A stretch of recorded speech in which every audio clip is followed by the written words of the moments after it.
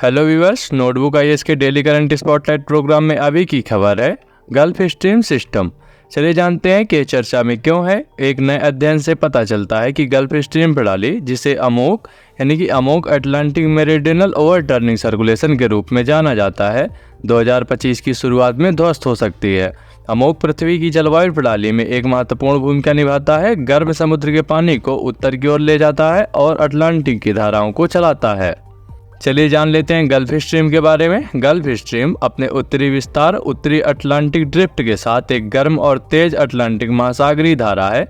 यह मैक्सिको की खाड़ी से निकलती है और फ्लोरिडा के जलडमरू मध्य से होकर संयुक्त राज्य अमेरिका के पूर्वी तट तक बहती है, फिर पूर्व की ओर मुड़ जाती है। 36 डिग्री नॉर्थ अक्षांश यानी उत्तरी कैरोलिना और उत्तरी अटलांटिक धारा के रूप में उत्तर पश्चिमी यूरोप की ओर बढ़ती है।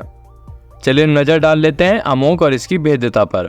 अमोक उन महत्वपूर्ण समुद्री धाराओं को संदर्भित करता है जो गर्म पानी को ध्रुव की ओर ले जाती है, जहां यह ठंडा होता है और डूब जाता है, जिससे पूरे अटलांटिक का परिसंचरण प्रभावित होता है।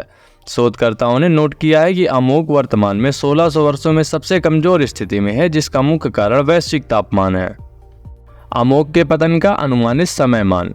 अध्ययन में अमोक के पतन के लिए एक महत्वपूर्ण समय सीमा का अनुमान लगाया गया है, जो 2025 से 2095 तक है। केंद्रीय अनुमान 2050 तक एक गंभीर परिदृश्य की ओर इशारा करता है, अगर वैश्विक कार्बन उत्सर्जन बेरोक टोक जारी रहता है। पिछले पतन के दौरान कुछ दशकों की अवधि में लगभग 10 डिग्री सेल्सियस के तापमान में उतार चढ़ाव देखा गया था, लेकिन यह ध्यान रखना आवश्यक है कि ये घटनाएं हिमयुग के दौरान हुई हैं।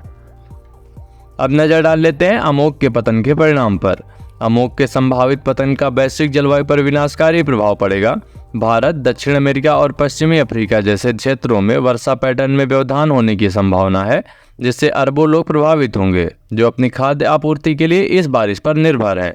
इसके अलावा यूरोप में तूफान और ठंडे तापमान में वृद्धि होगी, जबकि उत्तरी अमेरिका के पूर्वी तट पर समुद्र के स्तर में वृद्धि का सामना करना पड़ेगा।